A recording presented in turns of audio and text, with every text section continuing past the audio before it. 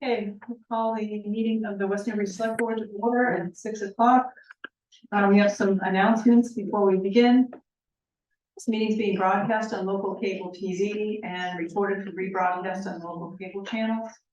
We have the second Project Fair Forum this Wednesday at 5:30 in the annex. This is on the MBTA Communities Initiative.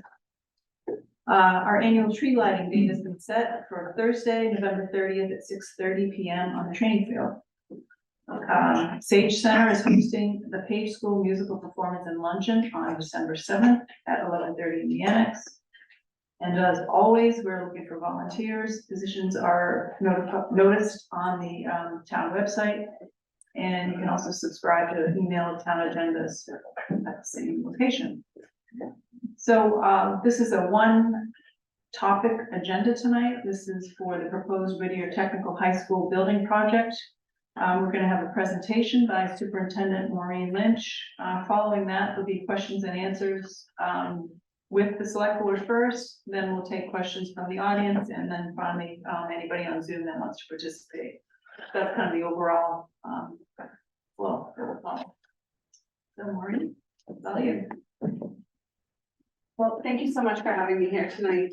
First, we're going to show a short video, and then we'll get into the PowerPoint presentation. Just 1 second on the Vocational programs are important to us in the construction industry because one, we're having a hard time staffing our projects right now, and we have a lot of people getting ready to retire. So within the next 5 years, we're probably going to see a dip of 30% of our workforce across all crafts, not just laborers. The benefits to the community is a workforce. You know, we have about 150 juniors and seniors out working right now. Truly is training the future workers of America, and that's what we need. You can't find places nowadays, unfortunately, that have full complement of skilled workers. The great thing about vocational and technical education is that students can leave Whittier with not only their high school diploma, but their trade certificate, and they can go out and get good paying jobs. We really encourage our students in their junior and senior year to go out and co-op. It is a wonderful opportunity for me because I get to learn so much and really get the real experience of what it's going to be like even after I graduate from high school. A kid that graduates from Whittier Tech can go right into the workforce. Also, a student that graduates from Whittier Tech can go right into higher education. If you call an electrician, if you call a plumber, if you go get your hair styled, chances are very high it was a Whittier Tech grad. Our community is full of Whittier Tech pride and Whittier Tech professionals. I've been in this building for over 20 years. It might look like it's a beautiful building because it is, but when you get into the bones of the building and the insides of the building, it's rough. It keeps me up at night. Recently, we lost electricity, we had flooding. I think it was about 2 weeks ago, we had a flood down in the basement. I was absolutely panicking. You know, I had to let the superintendent and the principal know, hey, we got a problem downstairs, and if I can't get this fixed, we might need to evacuate the school. Those things happen around here, and when those things happen, you can't have school. You can't give the kids the education they deserve. It definitely is showing its age. There's times where heat and air conditioning just don't work, which make it environments unfit for learning. I had a pipe burst over my locker, but it's okay. The students and the instructors and the administration are doing the best they can with the building we have currently, but vocational education is only going to continue to grow, and we need to grow with that. You cannot have Wi-Fi in this building. It just doesn't really work. So students aren't really being held to that 21st century technology standard. When you go, through the different systems of the codes and the fire codes and the emergency stuff, nothing is up to par. We've been told by the city inspector that we are not allowed to do any more projects or renovations in this building until we put in a sprinkler system. We are not compliant with ADA compliance at all, and that hurts our kids and that hurts our staff. If the community does not believe that we need a new building, my job is to make sure they understand that we have to do something. Not doing anything is not an option. So really, it's a new building, or we're gonna have to bring this current building up to code. And from what we've learned from the feasibility study is that will be more expensive to the taxpayers in our district, with absolutely no reimbursement from the state. We've seen little renovations that we've done over the years, and it's to the limit. We can't renovate anymore. It's impossible to do that, and it just keeps falling apart. It needs to be redone, rebuilt. We need a new school. The numbers are clear. It will cost the taxpayers of our district much more money to go with a renovation of this building and bring everything up to code versus a new building. I feel like it's such an investment in our future because a lot of these students and graduates, when they come out, they're going to join the workforce in our community. They're either going to start their own businesses, work for existing businesses. The biggest thing I really want people to understand is that our kids deserve this. Our kids deserve to go to school in a quality building, that they're not concerned that there's no heat in their classroom or their classroom's too cold or that there's water. And these are some of the issues that our kids are dealing with right now, and it's not fair to them. We need to do better. Is this video available on your website? If people weren't here, can they? Yeah. Okay. So anybody on Zoom, Recording in progress. if you want to watch the video, you can go on the video website and find the link. Okay, All right, you want to turn to the slides now? yes. So again, my name is. Just do a screen share, sorry.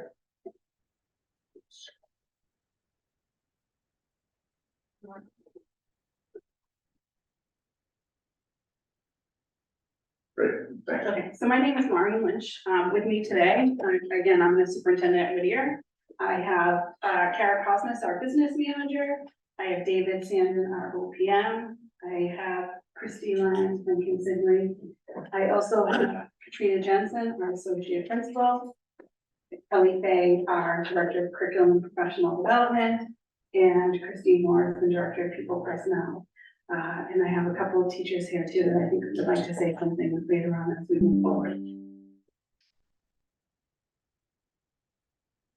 So Whittier Tech was built in 1973, exactly 50 years ago.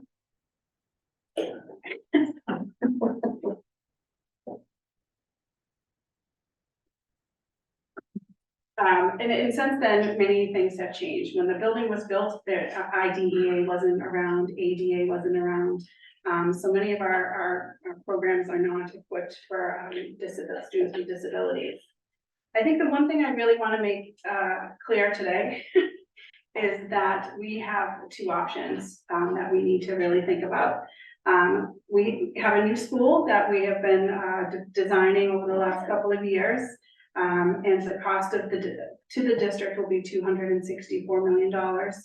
And if we do not approve that building, we really have to bring the rest of the building up to code, legally required up to code. It's not, pie in the sky, and that it will be approximately $364 million. So that will cost the taxpayers of the district $100 million more, or expected $100 million more over the course of the building project. So again, Whittier Tech is 50 years of providing a workforce for our region. We do it day, night, and summers. During the day, we have about 1,280 students. At night, we have about 400 adult evening students. And then we also have summer CTI programs. If you were to drive into the Whittier Tech parking lot right now, it would be full because our electrical and plumbing journeymen are in those courses and programs. And we also have some programs for people that maybe want to learn woodworking and that kind of programs. Our summer CTI programs, those are run by the state. They are grant funded, and we decided to run those programs during the summer instead of what we used to call a discovery program for middle school students. This summer CTI, again, is providing a workforce for our region. The region is really in desperate need of a skilled workforce, and we've been doing those programs for the last couple of years. And received another grant to move forward with them next year. So Whittier Tech's offerings in 1973 versus offerings in 2023, we really tried to make sure that we are looking at our region's economy and looking at the workforce within our economy. Some of those programs, have changed over the years. I kind of teased the consumer and homemaking in 1973. That probably would not be a offering now in 2023. But really what we've seen is really going back to the trades. Our electrical, our plumbing, our HVAC programs, they are full. They are full. And it seems, the phone does not stop ringing for students to possibly work and co-op in those programs. So these are just some pictures of before 1973 and now. Obviously machine tech and advanced manufacturing The equipment is so much different. You have huge CNC machines now that are really computerized versus the old drill presses. We have just added marine technology. There was a real need in our area for people to be able to fix marine technology boats. And so this program has been added probably 2 years ago. I say it every time, I love this picture because the student on the left in the boat building looks like the teacher on the right. But he has told me that he was not born in 1973. Drafting, computer-aided design, you know, it was the old school pencil rulers. I think we all remember drafting in high school. Really, it's all now by computer. So Whittier Tech through the years, you know, in 1973, we opened. In 2014, the former superintendent did a feasibility study, not to the same degree as MSBA, but really wanted our outside company to look in our building and see what our needs were. And then we have submitted 6 statements of interest starting in 2016. We were eventually invited into feasibility in June 23, 2021. And again, this is our 50th anniversary this year. So existing conditions, I'm going to have Bob Hardy, our Director of Facilities. Hi, thank you for having us here. My name is Robert Hardy. I'm the Facilities Director at Whittier Tech, and we'll take you through some slides that we have in the school. So on the left-hand side, what we have is our library. You can see it's an open concept. In this area, it's really difficult to keep cool and to keep warm because of the open concept. And if you look in the background, we have cubbies back there for overflow for our teachers and guidance counselors that we had to put in the library because we needed more room. On the right-hand side, what we have is the upper level to our auditorium. It's not ADA compliant. If you notice, all the lights are out. We have bad electrical up there, bad ballast. And it's really difficult to get up there to change that and to work on that area. What we have on the left-hand side, that is our freight elevator and our passenger elevator. That photo is of the ground floor. The freight elevator takes you to ground level, 2nd, 3rd floor, does not go up to the 4th floor. Getting anything up to the 4th floor is difficult to do. But what you also see on the right-hand side is the passenger elevator. That elevator does go to the ground floor. It's not ADA compliant. The door's too small. But in our main lobby, where our main elevator is, that elevator does not go to the ground floor. That only takes you to the 3rd and 4th floor.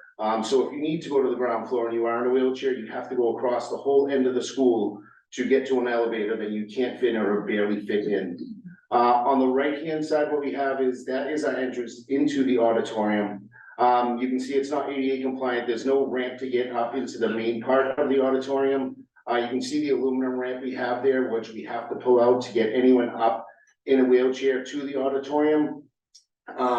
If the ramp isn't there, if there's no one there to help them, they have to go to the back of the auditorium, go through 3 curtains and down a ramp that's not ADA compliant, and then up the auditorium ramp, which is also not ADA compliant to get to the top of the auditorium.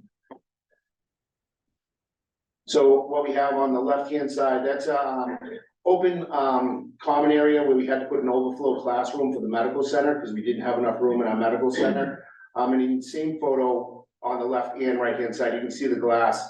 That glass is all wired glass, which I'm told is we all need to have that replaced.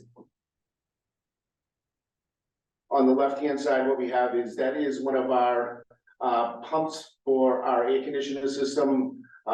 There's 8 pumps total. That pump in particular is broken. It needs to get replaced. On the right-hand side, we have original 50-year-old control system for our heating system in the school. The left-hand side is the wastewater tank that is in the interior of the school in the basement. That tank is original to the school. That is 50 years old. That is in need of replacement. Those 2 pumps there, we have changed the parts in the grinder pumps out, but the tank itself is 50 years old. And like I said, that does need to get replaced. On the right-hand side, we have an original hand sink that we still have in the school to this day. The left-hand side, that is a photo of our generator house, which needs to get rebuilt, but behind the generator, those doors is what you have is the generator, which is too small to supply enough backup power to the school. It's very limited once we lose power at the school, and we lose power quite often there. It runs a few emergency lights in the common areas, hallways, bathrooms, and it does turn on the freezers and the refrigerators in the culinary arts department. The right-hand side, what we have is a common hallway with electrical panels in the hallway, which I don't feel is very safe. But you see on that is a sub panel we had to add to get more power up to those areas, but there's no more room for any more sub panels in the electrical at the school. The left-hand side, that is our west terrace. We've had a lot of rain this year, but on a heavy rainstorm, you can see that catch basin is overflowing, and that's a blow up of water because the catch basins cannot handle the rainwater out there and it floods. So what happens when that floods is it backs up and it goes against our gymnasium wall. Our gymnasium is on the second floor. It does not go into the gym, but what happens is it whips down the wall down to our basement, to our equipment room, where we cannot keep any equipment in that room below the gymnasium. On the right-hand side, that is metal fab and welding area. That floods quite often in that area. The floor drains are completely gone in that area. And what you see in that photo in the background is two doors. There are drainage outside those doors, but during heavy rain, it cannot keep up with the rainwater. And what happens, those doors are approximately 4 to 5 feet below grade level, and the rain just pours through those doors. The left-hand side, that is a pneumatic compressor. I always like to say that's kind of the heartbeat of the school. That runs our heat, our clocks, our thermostats. That is original to the school. We have had new motors put on that. But off that compressor, you have hundreds of little rubber hoses that run through the school. Those crack and break. You have copper lines also connected to them. Once those break, we have to track them down and find where the break is. And if you can't find them, the heat in that certain area goes full blast, the clocks stop working, and the thermostats stop working in those areas. On the right-hand side, that is the outside of our Poets Inn area towards the south end of the building. The French doors there, you can see in the photos that those French doors are all rotted out. They all need to get replaced. You can see the deterioration of the brick that is above that needs to get redone. The left-hand side, that is a sump pump station we have in the basement to catch groundwater. You can see the water in there right now. That pump runs quite often. It usually does not stop from all the groundwater. But what's scary about that, that is in an electrical room. That is in substation A. And as we all know, water and electrical doesn't mix well. On the right-hand side, that is a wastewater treatment plant. That is one of our holding tanks. And you can see that that is completely rotted out on the right-hand side. And those are original to the school. Thank you. Back to me. How was the decision made? So I know many of you are familiar with the MSBA process. So you look at 3 things as you move forward with feasibility. You look at a code upgrade, you look at a renovation or addition, or you look at a new building. And you know, I can say that through a comprehensive, qualitative, quantitative analysis of multiple options, the building committee determined that constructing a new facility would be the optimal and most cost-effective solution as we move forward. So, you know, why was it clear? MSBA provides reimbursement for a new school. A new building will allow us to meet the vocational technical needs of our CTE programs, and it will take approximately 3 years to complete the build with minimum impact on student learning. The significant code upgraded and required by law would be more expensive, and there would not be any reimbursement from the state. A code upgrade would not change the overall layout of the building, and a code upgrade would take approximately 10 years to complete and have a large impact on student learning and large potential increase in costs. As all of you know, when you start working behind the walls, things start showing up that you didn't plan for or think about. The other piece of this is we have a lot of really heavy equipment. We've got lifts, we've got CNC machines. We would have to move those vocational areas, and be really careful about how we move forward with a plan, because they would have to find a different space. And we'd probably have to find something, you know, outside of the school to make that work. So the design is behind our current stadium field. It's on our property, it's still our property. And the design is of a W. It wasn't meant to be, but that was a design that people ended up choosing. This is the main entry view. This is the lower entry view. This is the customer entry view. How many of you have ever been to Whittier Tech? All right. So this would be where our poet's in, our restaurant. This would be really a community gathering place is our hope, that we can really have more community events at the school. And then also all of our nail salon, our marketing program, all will be in this one area. This is what would be called Whittier Way, a place for our students to gather in an open area. Another picture of Whittier Way. And this is a maker space. This would allow not only the vocational side of the house, but the academic side of the house to have one area that they could work on together. This would be our marine technology program. Our marine technology program right now, it has a couple of booths within our auto tech program. This would be a designated space for them. Health assisting, another very popular program. This would be neighborhood breakout areas within the hallways. And then this would be a typical classroom. So project schedule, and we're anticipating district approval on January 23rd, 2024. And then it would take approximately 3 years to build. We would hope to have students in the new building for September 2028 for the 28-29 school year. Project budget and tax impact.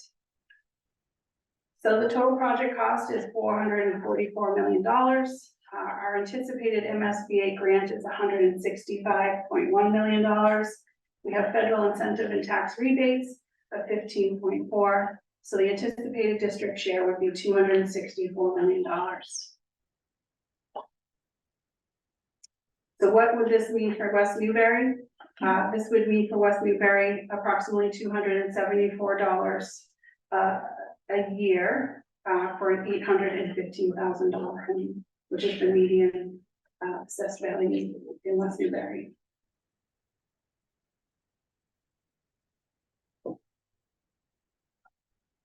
So what if the vote fails? What are our next steps? So, Mass General Law, we can do a district-wide election. A district-wide election will be January 23rd, or anticipated will be January 23rd, 2024 from 11 to 7 p.m. Results are based on the aggregate total throughout the Whittier Tech District. If the vote fails, immediately we need to look at our wastewater treatment plant. The estimated value of that is $11,700,000. As I said before, our sprinkler suppression system we need to install immediately. We have been told by our city inspector in April that we cannot do another renovation in that building until we put a sprinkler suppression system in. And then that's been engineered valued at $12,100,000 and an access road because the city of Haverhill, is not happy that we only have one way in and one way out of the building right now. So when you look at all of this, this would trigger the 30% threshold of cost that would trigger a full ADA and compliance upgrade required by law. So these are just other examples of things that we need to take care of. Our chemical and plumbing replacements are beyond useful life. I think we have one pump right now that is not working. Sometimes when things are so old, we're lucky that some of our machine technology instructors are able to make us parts, but we are really at the end of the useful life of many of our systems. So I go back to this slide again. For code upgrade would be approximately 364 million, and for a new school, it would be 264 million throughout the district. So this is just a sample of what we would be looking at per year for the next 10 years to bring the building up to code. And you know, we need to plan, because we can't just be, if the vote fails, we can't just wait another year or two. We really need to get moving pretty quickly. And again, this is just sort of our plan. I know it's very small, but we would have to really set things up through zones and take care of different areas, you know, through the different zones and shut off certain parts of the building to get that work done. So community outreach, you know, we've what started it all. We've done many press releases. We've had 29 school building committee meetings.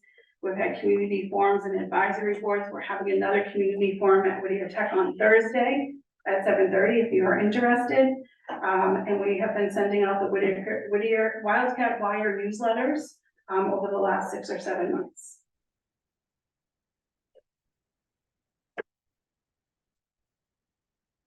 So building project social media posts, these are some of the social media posts that we've been putting out through Facebook, Instagram, and it's no longer Twitter, but X.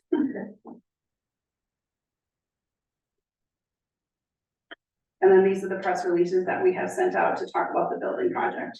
It is difficult to make sure that all 11 communities are getting the message and hearing the message, but we have certainly tried to make sure that those press releases and information has been available. And then over the next few months, we'll still continue to be visiting selectmen meetings and what have you. And then we are doing a building tour for anyone that's interested in actually getting behind the walls a little bit. We'll be doing a tour on January 13th. That's a Saturday morning. So alumni spotlight, I'm gonna have Tia Gerber.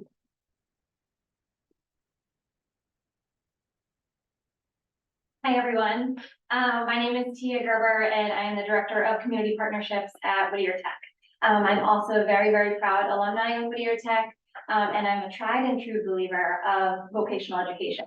My grandfather is a plumber, my dad, all of my uncles are plumbers, my brother is a plumber, my husband is a welder, and I truly believe that our world really evolves around this idea of trades, right? This physical space that we're in, the buildings that we come in contact with every day, the bridges we cross, the roads we travel on. I have the immense pleasure of working at Whittier not only during the day, but also during the evening, during the summer, and occasionally on the weekends. So I'm able to connect directly with our students who study one of our 23 different vocational areas.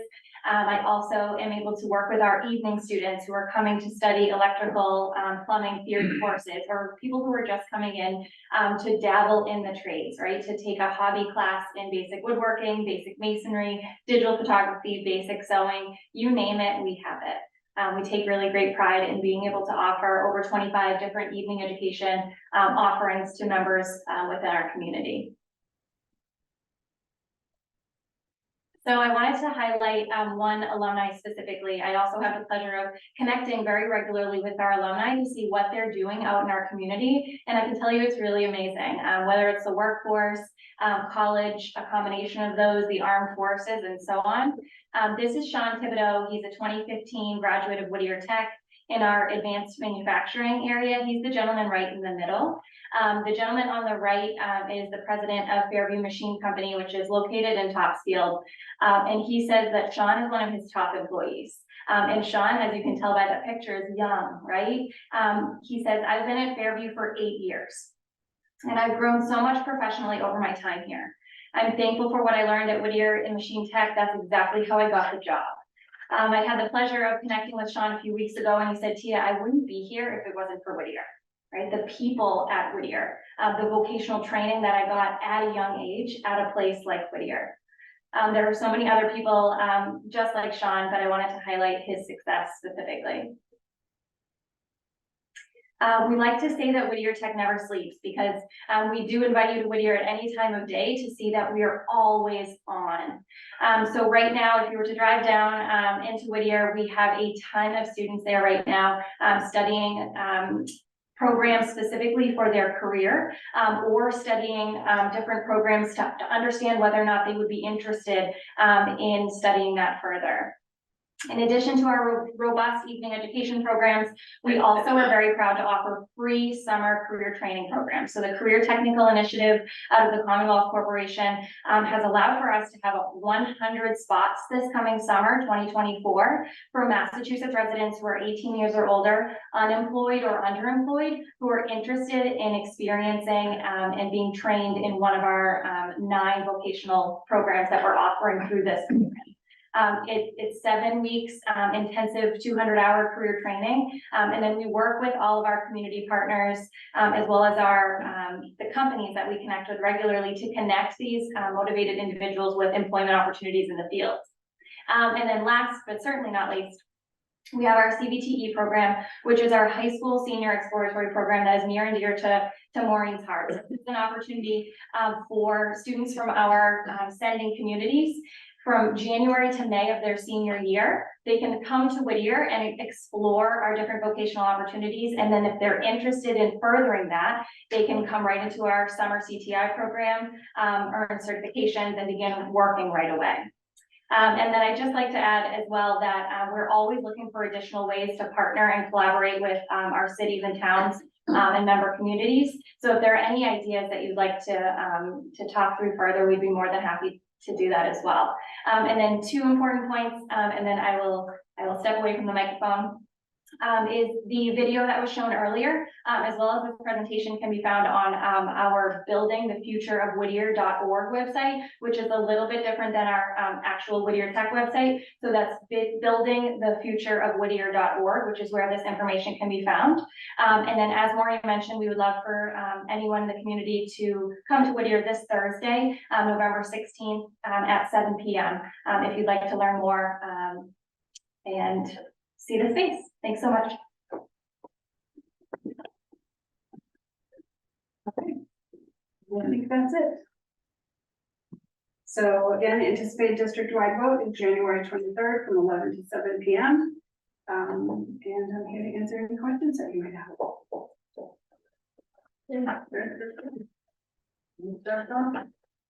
I agree.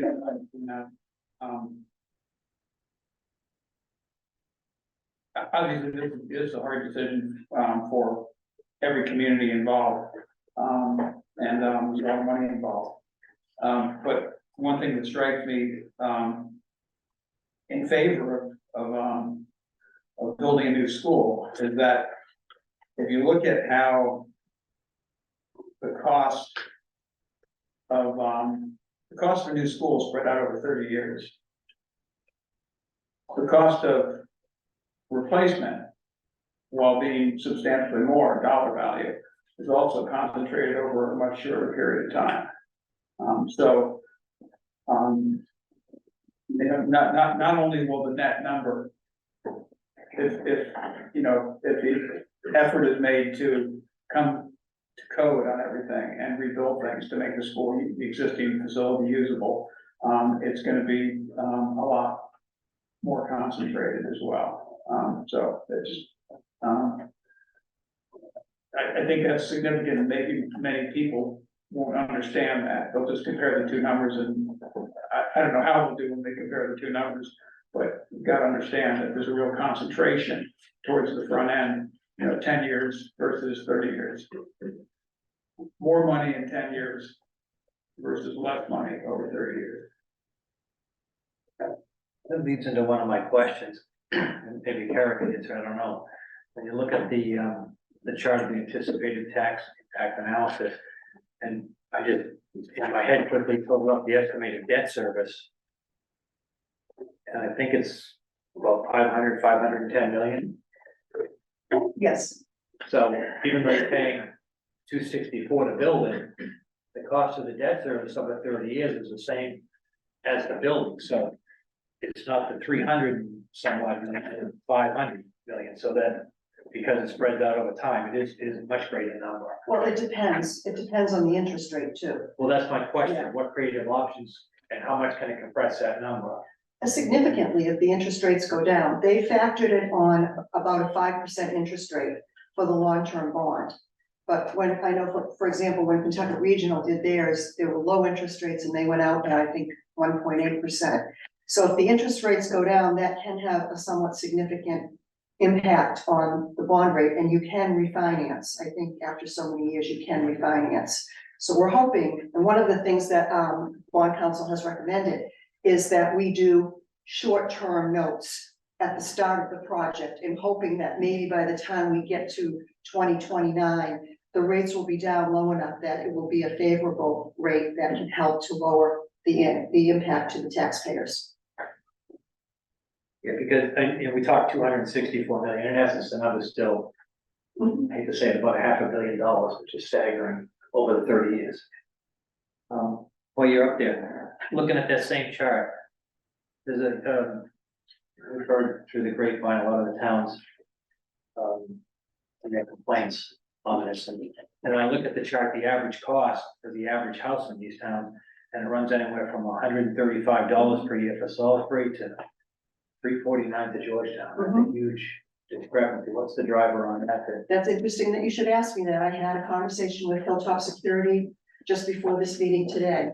There are many things that go into how a community sets their tax rate, but some of the drivers particularly are the split between residential taxpayers and commercial taxpayers. So if a community has a lot of commercial property, real estate, a lot of businesses, they're picking up some of that share. So the more of that you have in your community, the less the residents are picking up. So for example, I think in Georgetown, it's somewhere in the 90% is being borne by the residents and less than 10% by commercial. And so if you look at Salisbury, has a larger commercial base, so their residents are in the 80% and their commercial is closer to 20%. And we're right in the middle, and yeah, we're all residential in essence. It also depends on other things, I think, as well. I'm not exactly sure, but it depends on if you have overrides, that may be part of what would add to a district's annual tax assessment a year, or debt exclusions. I believe those also may come into play. I'm not 100% positive, but it would make sense that if you do have that, that your rate might be higher than a community that does not have that. Another question along the same line, sort of. There's the formula for the assessment of the community, which was developed in the regional agreement in 76, I think. 73. My understanding, that's based on all the eligible students within each community and the percentage of the district cost. And then that again is another driver that disadvantages some of these communities and advantages others. Has there been any thought given to readdressing that formula to make it more equitable to certain? That would mean opening up the regional agreement, and that is certainly something within every cities and towns. Well, I think that's the biggest problem with this, is people look at these numbers and they go, well, why are we paying Right. a fraction of what somebody else is paying? It sounds like certain towns are subsidizing others. I think if you look at it with student enrollment and you think of it that way, maybe, but I think what we're looking at is a capital cost that's pretty fairly distributed throughout all 11 cities and towns, providing a workforce for the region. So while many students may not, or many people may not be living here in West Newbury, you know, we are providing the workforce that is coming into West Newbury. Well, and I appreciate VOTEC. I mean, first of all, my whole career was in the trades. I used to hire students from Whittier, and they're a great resource. I'm not against this, and my concern was the comments from other communities and the disparity, and I think that's a high hurdle to get past unless there's more equitable cost to the community. So I think that's a consideration, and Whittier may have to look at the formula to level it out in order for this to pass, and I hope it, I personally hope it passes. It's a massive number. Um, I've been in the Whittier building, I think you're too kind, I think it's a dump. And it needs a ton of work, and, I guess my last question would be, compared to other low-tech schools of this rough size, say 1,300 students, the cost for the overall projects, where does this fall within that range? So there was a Northeast Metro recently, about 3 years ago, passed a project. I would say that was 3 years ago, so what their number is now has probably changed significantly. COVID has really blown all the numbers. I think if you look back and see what's happening in many building projects right now, they're having to go back to their communities for a second time. When, dollars per square foot for student utilization, something like that, how do we fall within that range? Again, we look at it, Pentucket, we just done 140 something million. I know you can't compare a regular school to tech because of the specialty, the infrastructure of both tech. But from a voc tech to a voc tech, it should be fairly comparable over. Well, it depends too, right? Northeast Metro only has 17 vocational programs. We have 23. So that those kind of are big drivers as well, with the vocational technical programs that are being added to a building. I could add, I looked at that last week, and as an example, what we've done, can I go to the, or can you hear me here? I think for the, we can hear you, but I think for the TV recorder, it's better if people go to the mic.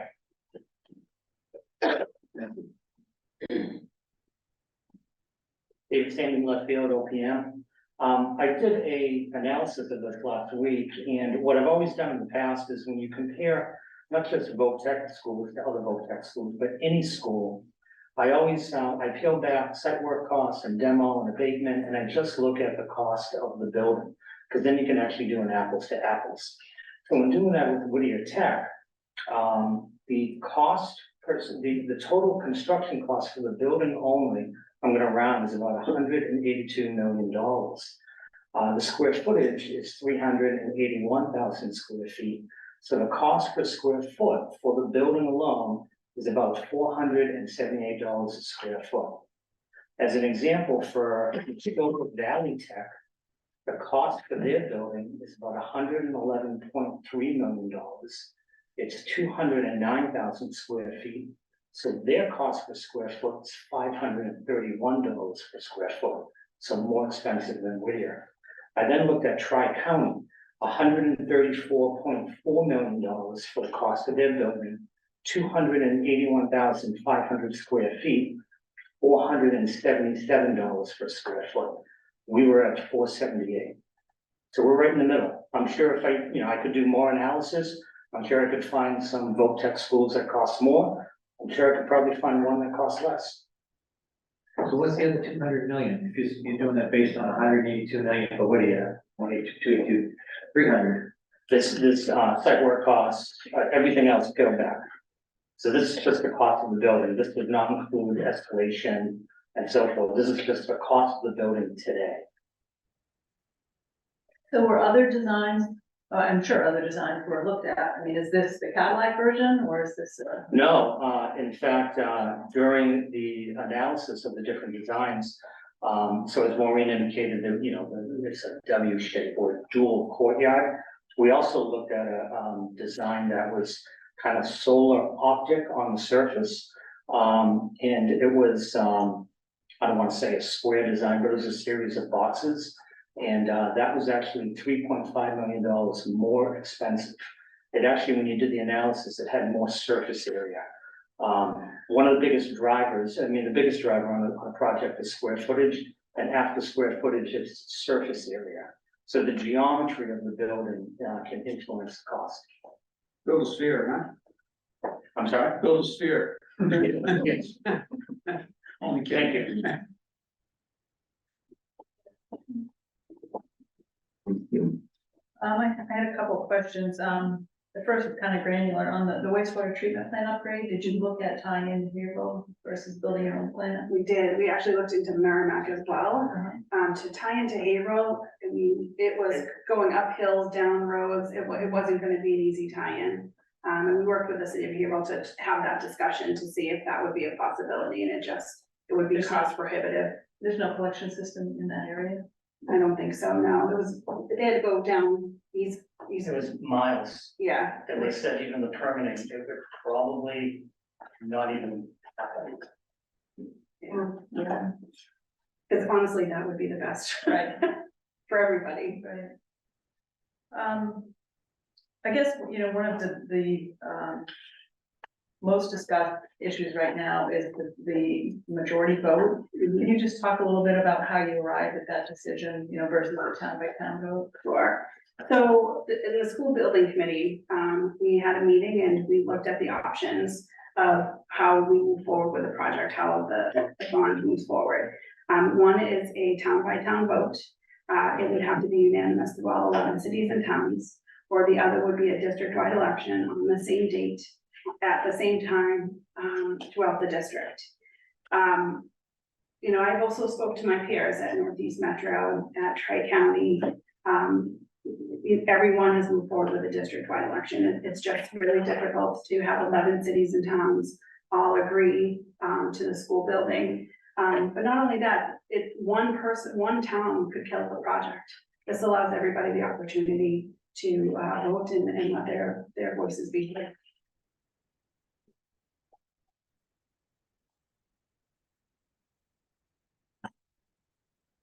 I think that was all of mine. Do you have the list of the questions we had and those kind of addressed? I do, yes, I sent that over to Maureen and Kara, late last week, and we had a call this afternoon to talk through.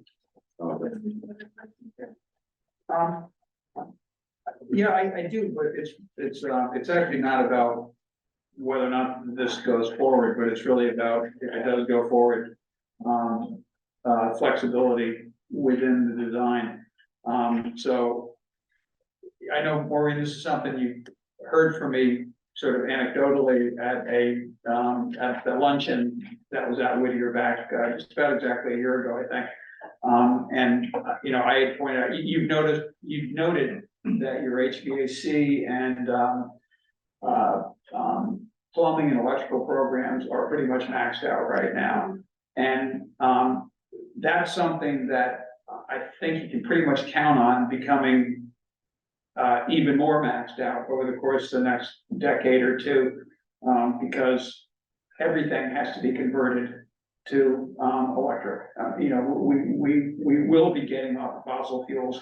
We will be making that conversion, or we'll go away as a species. You know, so you know, we need to do that, and that's going to require far more people who are capable of those trades than we have currently.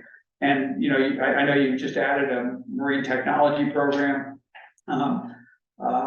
You know, say in that space or any other space, will there be opportunity for flexibility of programs taught within a new facility? I personally think that's very important. Right? So our charter is to provide a workforce for the region. That's what we do. That's what we're supposed to be doing.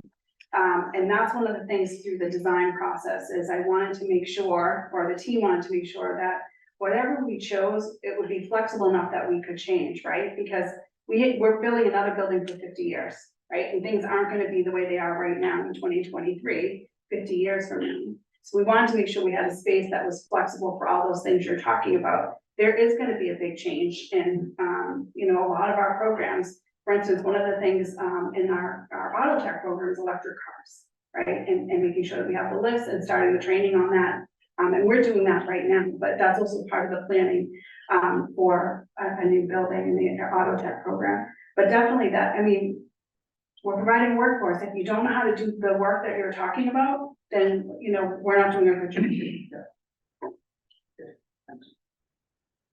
What is the historical enrollment of West Newbury? I mean, I'm sure you have a sense of that. I know right now it's 10 or. I think you have 14 right now. I can double check for sure, but you know, we're going through the admissions process right now. You know, we encourage, you know, students to really apply and, you know, Tia talked a little bit about my baby, the senior program, a former guidance counselor, and I always struggled with those seniors that didn't have a path when they were graduating from high school. So we've reached out to all of our cities and towns at high schools and said, you know, do you have 3 or 4 kids that you'd want to have to come to that school? And then we can provide them the training and at least give them the opportunity to try a bunch of different trades and then hopefully find them a pathway into our CTI program. And last year, every one of those students went right into our CTI program and had the 200 hours worth of training and are working. So, I mean, that's the bottom line. We want the kids, if they're not going to college, and let's be honest, college is so expensive right now. We have kids at 21, 22 years old buying houses. That's unheard of, you know, because most of these kids are heading off to college and having, you know, very large loans and not thinking about what they're gonna do afterwards, you know, just because you're interested in things, you still have to be able to support yourself. And that's what we do all day. So, if this was to apply, I mean, is it guaranteed admission or is it selective admission? It's selective. I would say that our admissions process, I say all the time, if a student really wants to come to Whittier Tech, we will make it happen. They apply in the 8th grade, they can apply again halfway through the 9th grade, they can apply in the 10th grade, they can apply in the 11th grade. And we'll work with parents and guidance counselors to make sure that if a student truly wants to attend Whittier Tech, they'll be able to attend Whittier Tech. So is the selection grade based or what? Oh, there's 5 different criteria. Most of it's the interview and school recommendation. It used to be all discipline, attendance, and that really doesn't play nearly as big of a role anymore in the admissions process. Any other questions from the board? Angus or Jim, did you have any questions? Okay. Take questions from the public. If you could say your name and address, that would be helpful for the minutes. Rob Phillips, 77 Coffin Street. Also, FinCom. There was a 12-page document that Angus sent out to us in November. And on there, it has 1 page, option summary, page 11. And I'm just a little bit confused. There was a renovation and addition column at 247 million. And then there's a new construction at 296 million. So the renovation and addition, that would be code compliant, correct? So there is an alternative that is cheaper. Well, that's not what the school building shows. Right, I understand that, but just. Right. So, because people want, you can choose, then you have to go and present, so that people know that there's a plan B, if you will. Yeah. There is a plan B, okay, so I do understand. No, that plan, that's what the only time we're getting any MS. Yeah, I understand about the reimbursement, I do, I understand about the reimbursement, but there was alternative looked at, and one of them. You summarized as 247 million, that was the renovation and addition. And then there was new construction that you summarized at 296. That's my question, okay, so, fine. I guess I don't even know what you're talking, I'd have to see what you're talking about. Yeah. David, do you have something? Well, I'd like to, Sure, right, yeah. if you don't mind. No, right here, yeah. Came from Whittier, so it's. Was that from last fall or was that from this fall? You sent it out this fall. No, I sent it out this fall, but was it? So All I'm asking is, I'm just trying to understand what the document is. That's all. if I may. So this was probably during the PDP and the PSL is an early stage of the feasibility study. And these show comparable probable cost to the district. right, exactly, right. So it was a point in time. Yeah, no, I understand that, right, so thank you, I appreciate your answer. So that was just to clarify that at one point in time, there was a comparison between 2 alternatives. You chose one, that's what you presented. I just wanted to make sure I understood what I was looking at your document. So second thing, on your presentation, there was something about you had sent out a request to towns at some point in the past about forming stabilization funds for this. When did that happen? 2016. 2016. And at that time, did you attach dollars to this at all? Did you say we're gonna be going for some sort of school upgrade or No dollars were attached, it was just about opening up a stabilization account and planning. With no dollar, okay. So in 2016, you kind of announced something's coming down, but there were no dollars attached to it. And then last question is, the second road in, is that also required for new construction, or is that only if you didn't construct? That's required for any project. Right, exactly. So you're gonna get a second road over there. It goes to your presentation of peel away the costs. One of the costs that's peeled away is the road. So that's site plan. So Rick's mentioned the path, it's a very difficult site. So, you know, if you had a better site, it'd be building just a building, but that's not the position you're in. You actually gotta add another road too. Yeah, and again, no matter what option is chosen, Right. The city is. Yeah, they're telling, we're not gonna accept anything in there unless you got two ways in and out. Okay, good, thank you, appreciate it. Anybody else in the audience? Nathan, did you want to speak? Yeah, hi, my name is Nathan Kelly, West Newbury resident, also admit that I am I'm a teacher at Whittier Tech. Some people will say that will bias anything that I say, and they shouldn't listen to me.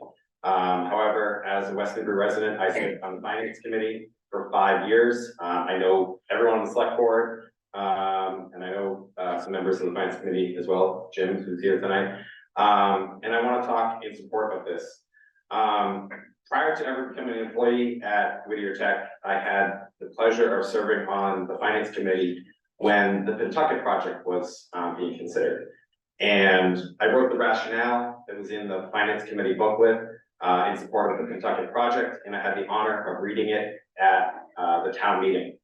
And I thought about writing a long speech for tonight and all these different things I want to say, but all I ended up having to do was print my rationale.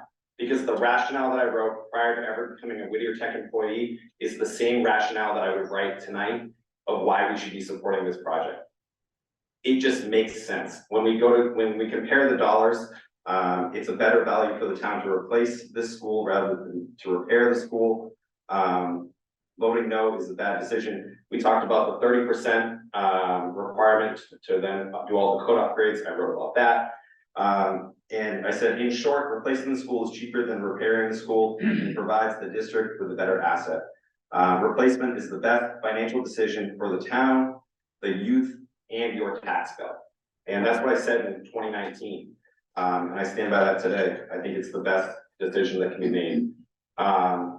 When we made the right choice in 2019 to replace Pentucket, we came together, Merrimack, Groveland, West Newbury, and we said, we are Pentucket. And I hope, despite some of the negativity that's been going on in our district about this project, I hope that we can come together. You've heard more tonight, not just about how we are training the future workforce in terms of students, and our percentage is based on all the students that can choose to go to Whittier Tech. It's not Whittier Tech's fault that some towns don't have a lot of students that choose to apply there. If West Newbury, if people from West Newbury want to go, apply. Higher percent can go. And there's so much going on at night there. We truly are training the workforce. So I hope that the district can come together, and just like we said, we are Pentucket. I hope we can come together and say, we are Whittier Tech. Jim? Hey, well, yeah, I have a couple of questions. I'm Jim Sparrowlakis. I live at 380 Middle Street, West Newbury. I'm also serving the finance committee with these two fine gentlemen. Okay, my question is two granular questions. One of them is you had mentioned that there would be minimal impact to the students with the new building project. Can you describe that? Is it like, in other words, the students are still going to be taught in the old building while the new building is being built, and that's basically it? Yes, so Okay. students will still be in our old facility, and we will be building behind our current football stadium.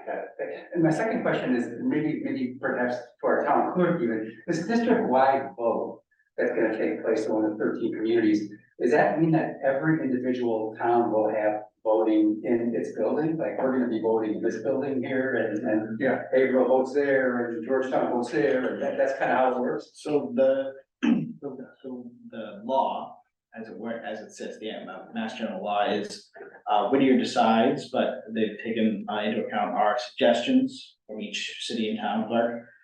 So it really depends on the agreement that the district and that town or city come to. In our case, we are one precinct. We will vote in our normal place that we normally vote, set a time that the MGO requires. And then, as for like Haverhill, that's a different question. That's a question for the city clerk in Haverhill, and between them and Whittier. And this will be the only vote that takes place that day, right? Correct. Well, in the consent of the district, yeah. Okay, thank you. And then my third question is more just curiosity.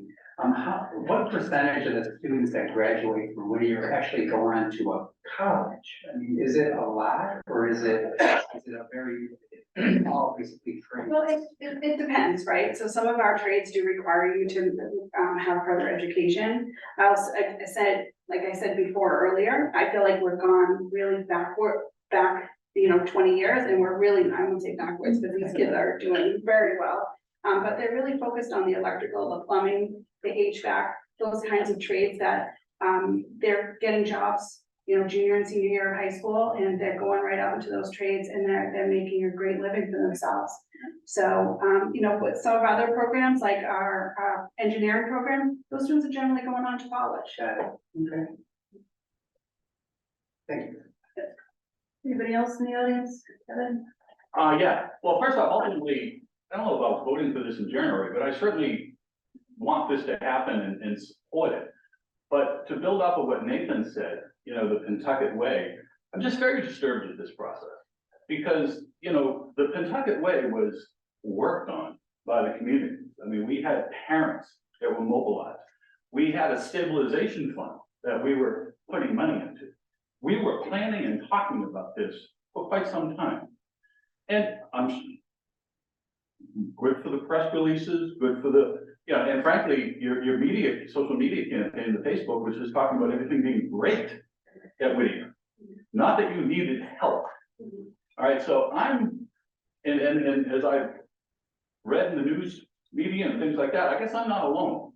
And really the process you put here is not very positive and conducive to you guys, number one. Number two, it is interesting that as you were aware, that the VOTEC community, the VOTEC schools in Massachusetts are actually under a lot of criticism for not producing and not having the mission of VOTEC. I saw some DESE numbers over the weekend that indicate that you have about 34% of your graduates go directly into the trades. And the criticism about your admissions process, not just yours, but in general, is it is built on grades, it's built on discipline, it's built on attendance, and yes, it's built on recommendation. Though none of those have any correlation for an 8th grader who might need technical education.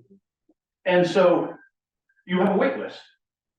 I didn't hear anything about, hey, maybe we should be only taking kids that truly want a technical education.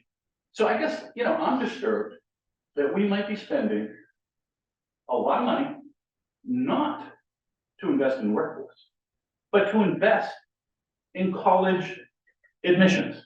And that's what we have our traditional comprehensive high school for.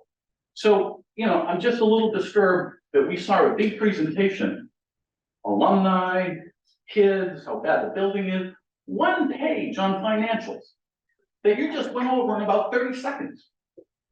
And I'm just disturbed at the whole process and how you take it as a tool, how you guys have approached the economics on this. Thank you. I can tell you that Whittier Tech, we're not going to tell students they can't go to college if they come to Whittier Tech. We're going to make sure our students have as many options available to them as possible. I also feel that that is my responsibility. We are also under the same guise of passing our MCAS exam at the same number as any other high school in the state. Our kids work hard and they do it in half the time. They're passing the MCAS up in their 16 years, and every student has received a high school diploma in 16 years, and they're doing it in half the time compared to the other programs. Our admissions policy has changed drastically, And the focus really is on the interview and the recommendation about finding kids that are truly interested in vocational education. The discipline and the attendance and grades do not have nearly as much weight as they did 2 or 3 years ago. We want to make sure that kids that come to Whittier Tech are truly interested in vocational education. So looking back, do you see any opportunities for public engagement that could have been more, productive or, hindsight? Yeah, trust me, I wish I had the Pentucket group that right now. It's a little bit harder being a regional high school of 11 communities that are socioeconomically different in each one of the cities and towns. I think elementary school parents generally are more involved in these kinds of coalitions, and we just don't have that. But we're working it, and we're going to continue to get out to our communities and let them know what's happening. And again, we have another community forum on Thursday, and we really invite people to come. And then again, if you really want to see what's behind our walls, come on January 13th, and we will be doing another tour. We want people to understand what's happening at Whittier Tech. Just the building committee that you had that worked on this, did you have full participation from all towns and cities, or is it kind of like just a core group of people that showed up? We tried to have participation from every city and town. Yes. Yeah, I'm just sort of thinking out for the future, and maybe, to Kevin's points somewhat, I assume any resident or anybody can attend your open board meetings. And I'm assuming also that there is some opportunity for public comment. And so I would hope if there are other persons with similar thoughts to Kevin's, that they would attend those meetings and that they would express their concerns and where they think the regional school should be going. And I'm sure that would then be weighted just as everything else is weighted. But at the same time, I do wish there had been more forward-looking communication from Whittier, letting us all know. I knew in general, but that's probably because I'm on the select board and I probably hear more than most other people, and I think most people are caught completely flat-footed by this project. And although there might have been, sort of anecdotal mention in the newspaper or anybody reads the newspaper, or elsewhere, but but it was really anecdotal, and it's too bad because we're at this critical point right now, and we need momentum. The school needs momentum. For sure. Anybody else in the audience want to speak?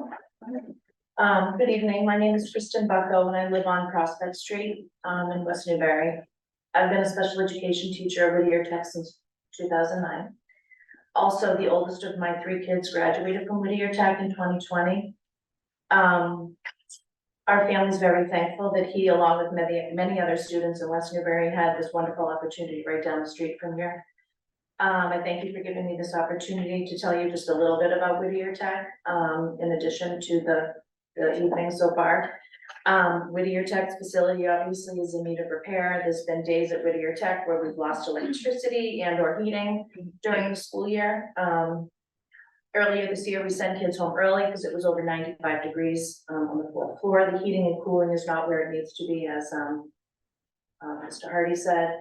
Last year, Whittier Tech was nominated by the Massachusetts Department of Elementary and Secondary Education and eventually became a nationally distinguished school for special populations, including students with disabilities, English language learners, socioeconomically disadvantaged students. And there's no other high school in the Whittier Tech district other than Haverhill High that has more high needs students at Whittier Tech. We're doing a fantastic job at Whittier Tech, taking care of kids, providing them with a high quality of education, and most importantly, providing a workforce for our 11 surrounding communities.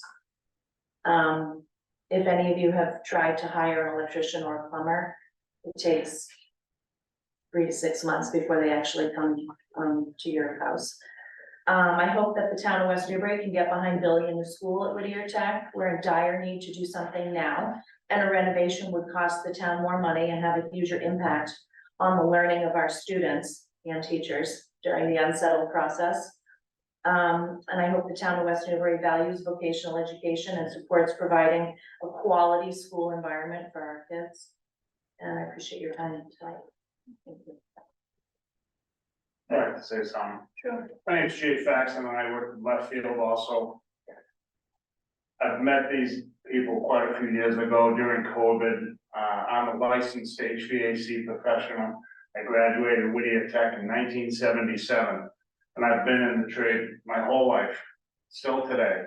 I still carry all my trade licenses and everything. I have a master's refrigeration license. And I just want to say that during the COVID, I was asked to do some fresh air requirements during the COVID epidemic. And I toured a lot of schools throughout this state of Massachusetts, hundreds. And I was pleased, and I didn't know Bob at the time, and I hadn't been back to the school in 10 years. And I was very pleased to go back there and see how much care this guy actually takes care of that school and make sure that those kids had fresh air in each classroom. It was a tremendous amount of work. It still is with the old pneumatic control system in there, and I know exactly what he's doing. I was a serviceman for 27 years. And he literally has to run from classroom to classroom, from the end of the building to end of the building to maintain that. There's a problem. And they don't make that equipment anymore. They don't make parts. You can't get instruments for it anymore. So I'm in favor for the school, and I just wanted to say that I think these guys have done a great job keeping it running in 50 years, where most schools are have replaced their equipment 3 times. He still has the original equipment in his school. Thank you. Anybody online want to make a comment? You could do the raise your hand icon, that would be helpful. Or just go ahead and speak up. I have a question. Go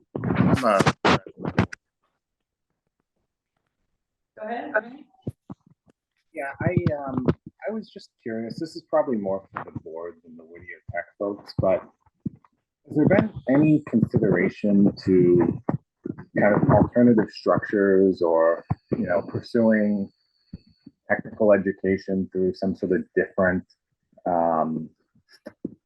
either district or whatever? I guess when I think about what I've seen,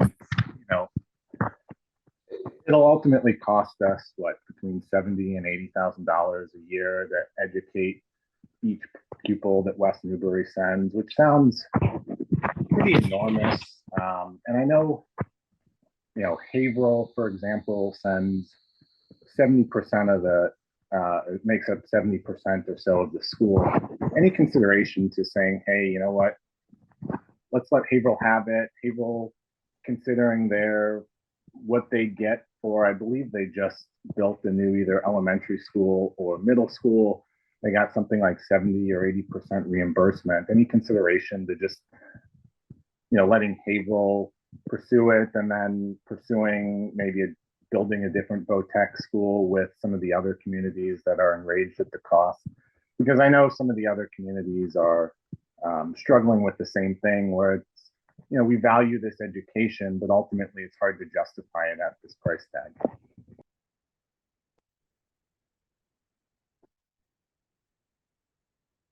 The answer I can give. I mean, I think that our 11 communities hopefully value vocational education. I haven't heard that anyone doesn't want to be a part of the Whittier Regional District. So I think the suggestion was maybe April feedback. Yeah, I'd say the suggestion is there a way to, I think, I know Raleigh, Salisbury, Newburyport have been just complaining about the kind of the cost per student that would be in their district, or that they'd be sending. And so again, it's not a complaint about the VOTEX. It's more just as we evaluate our options. I think we've been presented with we either build it or we repair it. Those are the only two options. But I guess again, it's more for the board if there's just other alternatives that we've looked into as a town of West Newbury. Thank you. Anybody else interested in commenting online? Okay. Another question on the anticipated tax analysis. Again, each town gets a number. West Newbury's 15.8 million. Is that from the date of whenever the total number gets developed and that number is static? Or does that change each year with the capital assessment? Every year? Yeah, it changes. Again, it's also based on the interest rate. But only on the interest, but does it change on the number of students in the district each year in each town? Is that formulaic? The debt does not have anything to do with how many students are attending for your tech. Okay, thank you. Not attending, living in the district, like your capital expenses within the regional agreement says. Oh, yeah, yes. All the eligible students It would within change. the It would district. change, right?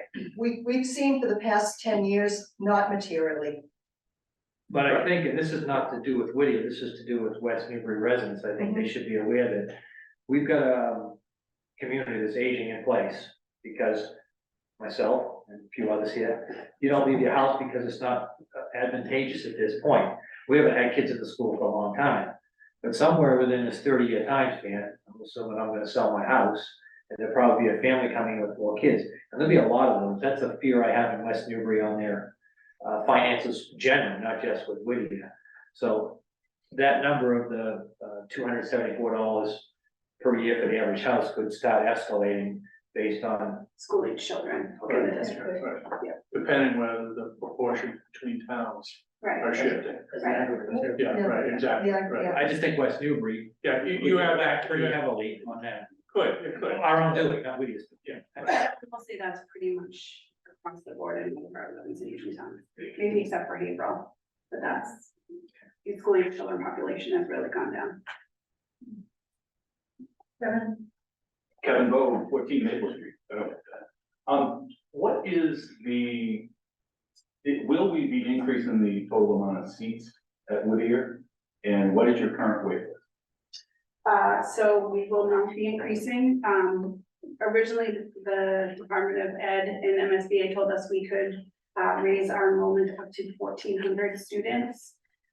We felt that would be really cost prohibitive for many of the reasons why we just discussed. Some of our high schools are really struggling with enrollment, and for Whittier to take more students on, it would really be difficult for them in some of their programming. So you kept it at about the same that they are right now. They're building to what they have right now. Well, then what is your wait list? I'm sorry, I don't have that. I would say maybe 75 right now. Out of a class of 300? 332. So I need a person there. about 25% of the students that apply do not get in. Somebody help me with the math there. Oh, no, Finance I'm sure committee. for the class of 27, I'm sure there was like probably, I think we get close to around 700 applicants. Yep. We usually accept like 350, and then who shows up is 330. But some of the kids that like How many offers? I mean, 750 kids want to go to. 700, about 700 kids apply. Well, they want to go to it. They apply. They apply. They want to go to it. Right. No, Some just apply for options, Okay. like it's just like applying private schools and Catholic schools, and it's one of their options. And then 350 offers are made. Kids that it was just one of their options right away say no, and we just continue to put up till 350, because that's what we can, our capacity. And then, we still have kids come, like, all through the summer, because they know April 1st. So they decide not to come, we just continue adding, so if there's 75 kids still on there, it's off of the original kids who got denied that still want to be there, that don't wanna stick, like they've started high school and they don't wanna change. But then, No, but I'm then, confused. in January, Right, we say to We'll open students the that were doors. not accepted, that we're opening up enrollment again, and then we'll accept students in January of this year. So again, there's 700 students that apply. But if they don't get in, how do you know whether they just did it for the heck of it, which you're suggesting, or that they truly want to go? because if they really wanna go, they'll stay on the wait list. And so if I get rejected, I have to then make a positive affirmation to be on the wait list. No, we told No, we just keep you on, and then we check in with you, so like, if someone says no, the next person gets a call, So the spot is opened up, would you like to come to Whittier? They say yes, they So- take it, they say no, we go to the next person. So of the 700 that apply, you satisfy about 625 a year. I would say that. Either one way or the other. Okay, then the 75 are still waiting.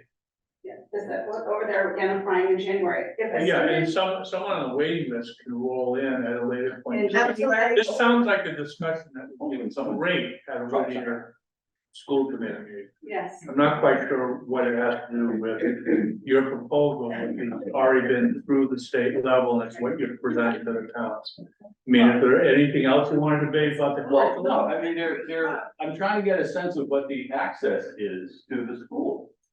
Go to one of their school committee meetings. I think it's a fair question and it's been answered, so if we can move on. Well, one comment to that too, I was on the Whittier School Committee at a different time, and Not that long ago. it felt that. And there would be kids who wouldn't make it and were on the wait list, and they would contact their different reps. And I would talk to the people at Whittier, and those were the kids you knew who really wanted to be there, and the kids who really wanted to be there found a way to get in there. And a lot of them had to wait till the January opportunity, but if they just sat there and it was like they put their name in to see what happened, they might not get in, but the kids who wanna get in generally have an opportunity. So, it works pretty well. Okay, thank you. I actually, just a couple brief things.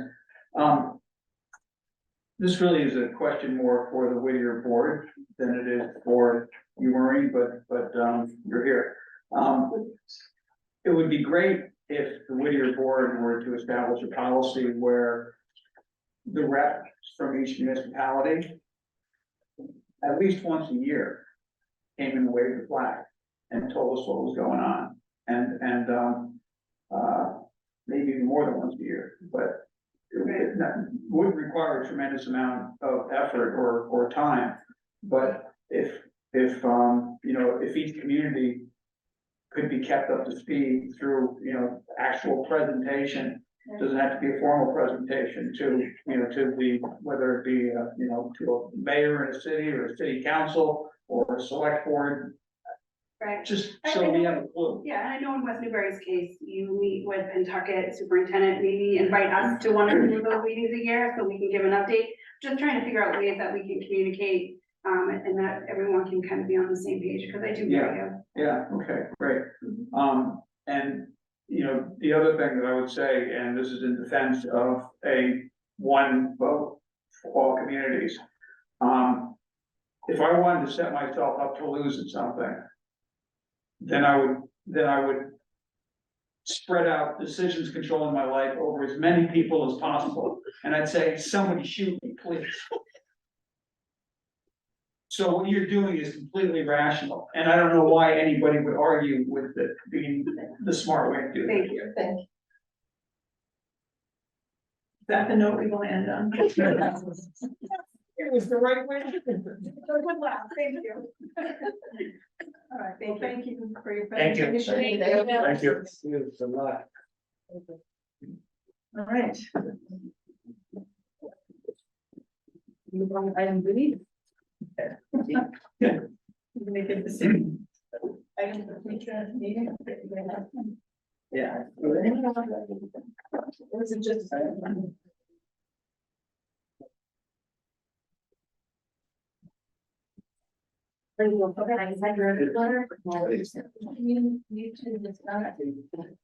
An action tonight or? I guess we could. Completely. Yeah, we'll have you guys. We can request Sarah from the other companies. And I guess it's, the board wanted to meet and listen to, I just. I'm good with tonight. I mean, what you said, what I said. No. What is the nature of this letter? Because I've seen a bunch of different letters, which one we. It was in the packet, it was at the end of the packet. Yeah, I mean, my advice is, if you want to take a position, I would recommend take your position rather than like try to sign on to a regional letter. You can do whatever you want, but just because different letters, whether from Rowley, from Newburyport, or from Amesbury, that Mayor Cove drafted, that's their words. I think if this board wants to take a position, not only does it make sense to put it in your words, but also the logistics of trying to coordinate with all the towns, I just don't see it as a great use of time. So I think if you do want to take a position, either a project or process, I would recommend if you just lay out kind of the points, we can draft something and then you can wordsmith it. But if you see it differently and you want to sign on to some regional letter, that's your prerogative. I just, it wouldn't be my advice to do that. Okay, I mean, that was a request, they're asking. Yes, us to sign. right, yeah. And they're objecting to the process of the vote. Yeah. Yeah, I don't think anybody is saying that the school is not needed or it's not a worthwhile. But I do think, I mean, I would just share what, I guess, echo what Rick said. I think it's a little bit cynical, a little bit disingenuous to say, oh, I support the project, but I think you should do a town by town vote. I think we all know a town by town vote isn't gonna work, so to me, it's kind of I'm fine with like you a voting this two-faced way to say it.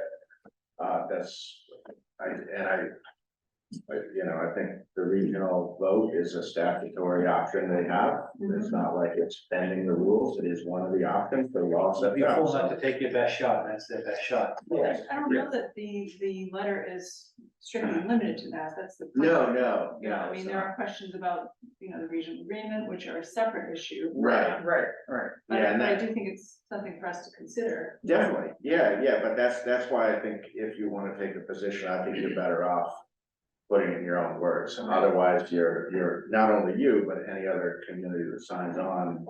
I mean, you can imagine the amount of effort to try to get multiple communities. And at the end of the day, it's a letter. It's not a regional agreement. It's not worth having a lot of. And we have different concerns in the other communities too, based on the numbers and based on the whole situation. Okay, so. I just think it's silly to expect. So the Whittier, the regional organization has an option to do something where they have a chance of succeeding, or they have an opportunity in a way where they have virtually zero chance of succeeding. Why would you choose the latter? It doesn't make sense, And I agree. and people getting upset about that, it's not rational, I agree. Yeah, you set up to fail if you go with the town. Right, exactly. And then wasted every effort. Yeah, that's right. I want to waste what I've done for the last 6 years. Okay, let's do this. Okay, so I'm trying to find the letter that we've been. Page 98 on your packet.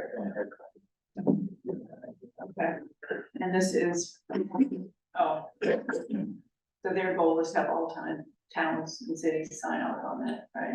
Yeah, and my Right now. suggestion would be if there's certain points that. Yeah, you no, I agree with, understand that, I'm Yeah. just, if there's a response that needs to be made to whoever is asking for this, I just want to make sure that, Yep. that we do that. So the first thing they're asking is that the school committee not approve the district-wide vote generally, but instead, well, town by town. We're not in agreement with that. Right. I'm not. Normally. Sounds like you're not here. Number two, no debt be incurred till all communities approve the funding. Well, that's up to the individual communities, right? Well, the other thing that's funny is the way this is being presented by, at least by Rowley, it sounds like they think that if they vote to accept it, that all of a sudden they need to come up with all the money right now. And in fact, the first debt wouldn't be for what, 2 years? And that would be relatively small. And then in another 3 years after that, there'd be, you know, another tranche that was significantly more, but obviously they need to prove that they're gonna participate the whole, the whole way at the outset, but the way that they phrase things, it almost sounds like they're assuming they need, you know, they need to come up with their share beginning this year. Well, they have to have a plan anyways. Well, they need to develop a plan. Yeah. I mean, they really have two town, you know, the way I look at it, it seems like they have 2 town elections to get it approved. The other thing is, each town could have a different plan how they're gonna fund it, not to be completely silly, but it will be. If you were fortunate enough to have that money sitting in a bank account, you could pay the debt out of that without borrowing it. I mean, the cost of money on this project is the same as the cost of the building project over the 30 years. Yeah. Which when you look at, that's a staggering number. So however you fund it, whatever method each town decides to come up with the money, it would have been great if people had done stabilization funds back in 2016. Right? Well, that's why I think point number 5 is fair, that, you know, there's a 5-year capital plan that most towns have, and this wasn't even on our radar. Yeah, and So I that, don't know if that's on us or on Whittier. Yeah. it caught me by surprise, and, you know, like Rick says, we get a little more information than the average bear in town. And, just a couple of meetings ago for this to come across the radar, so I understand very much how some of these towns are looking at other major capital expenditures, are going, we can either build our school, our library, our you know, public safety, or eat this for breakfast today, and they don't have a whole lot of choice. Just to clarify, going back to paragraph 2 on 98. The obligation will exist for each town upon positive vote. Correct? The obligation, I mean, I'm not quite sure what they're concerned about here, but. That's what I'm saying. Once you vote it, you gotta fund it. Yeah, the funding will happen whether you actually approve it. I mean, if it's a positive vote, the obligation will incur to each town, irrespective of what actions that town does. Correct? Yeah. Yeah, so. Well, I think that's their point, that if they're gonna commit to a debt, they need to figure out how they're gonna fund the debt. They're gonna have no choice. They're gonna have no choice. That's They're gonna be assessed an amount each year according to the agreement. Well, There's no interesting discussion. Yeah, what's also interesting is that if it doesn't pass, then for a 10-year period, it's gonna be even worse. And, Well, you know, so there's, you know, inflation is a real thing. So, you know, if we were to hit the Fed's number, of 2%, you know, the target that they've talked about for the last decade, if that ever actually happened, then in 20 years, I actually did the simple math last night, that, you know, in 20 years,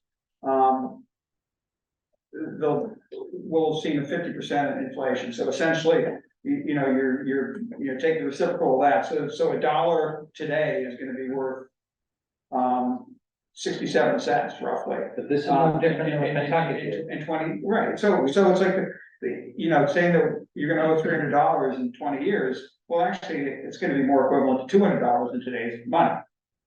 Right, so again, Kentucky, what, 15, 20 years ago, we looked at the opportunity to build in Merrimack and we voted it down. I think that number was 52-ish million.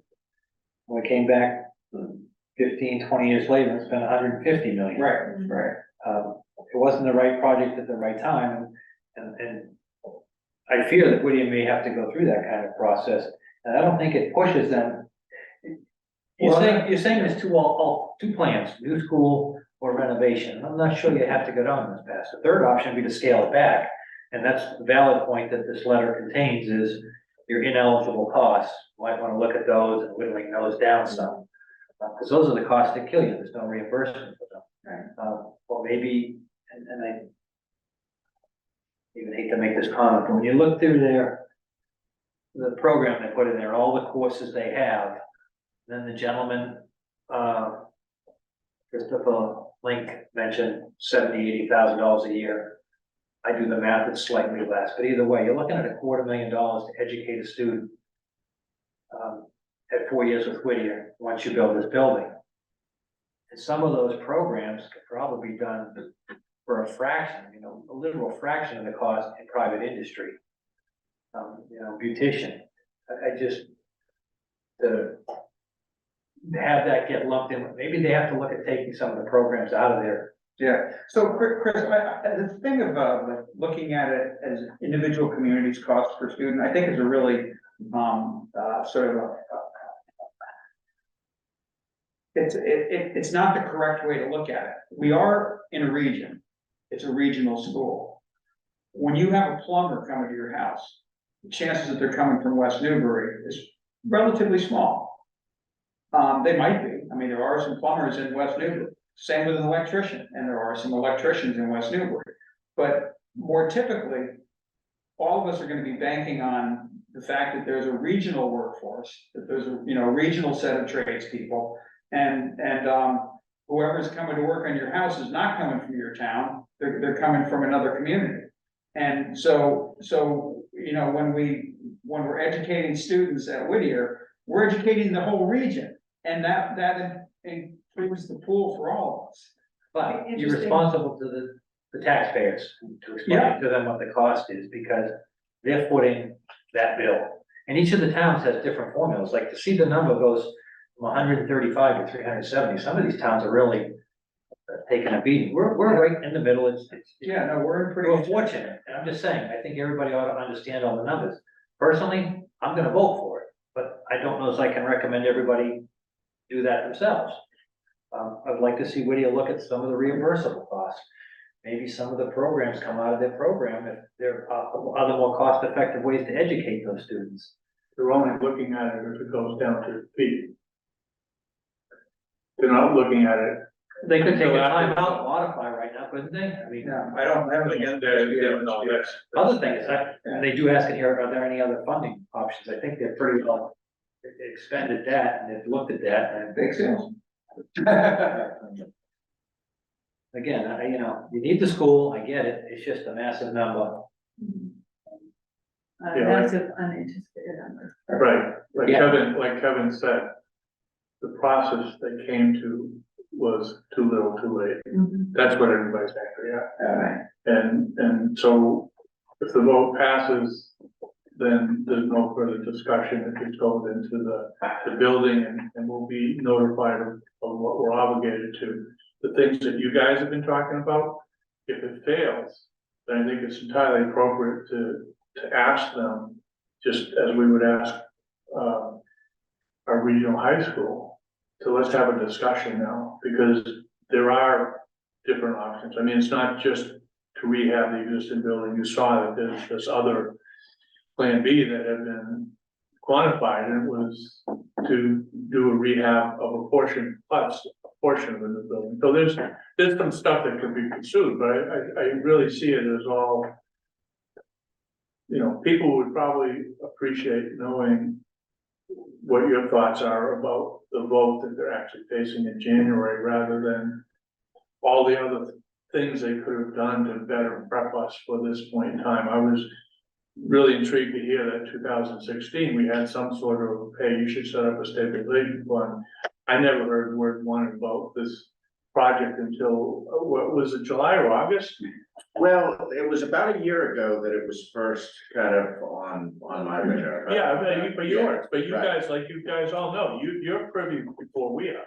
Right, yeah, I mean, I'd have to go back and look at what was shared. I do have recollection of a bunch of years ago, and I guess it could have been 2016. There's something that there was some, obviously Angus has predated you by 2 years.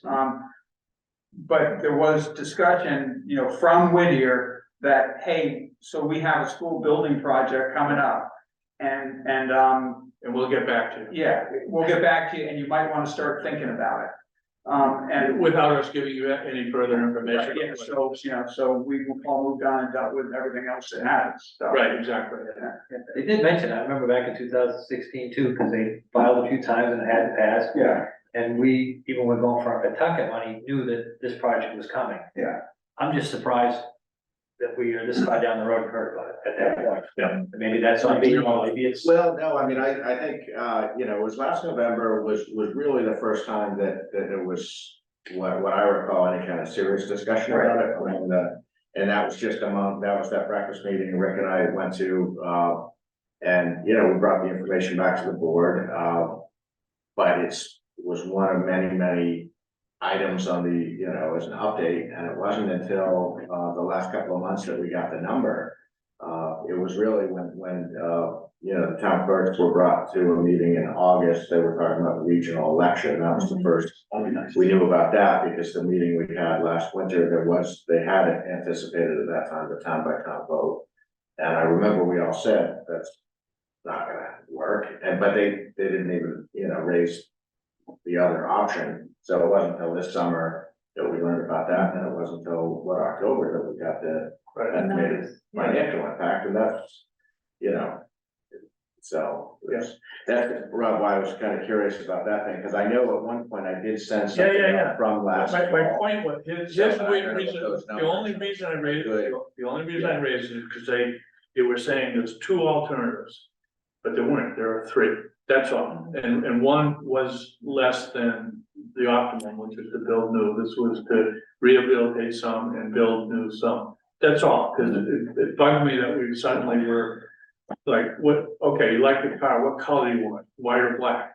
Well, how about a red one? You know, that's kind of what I felt was going on, that they were no longer talking about a viable option. It goes to points that you've made, which is, you know, we haven't been aware of how much value engineering they did. We don't know the decisions that they were taking. I'm not saying they've made wrong decisions, but when you presented with that bill, you'd kind of like to have some sense of it. So there have been a series of meetings, and I was at one or maybe two of them.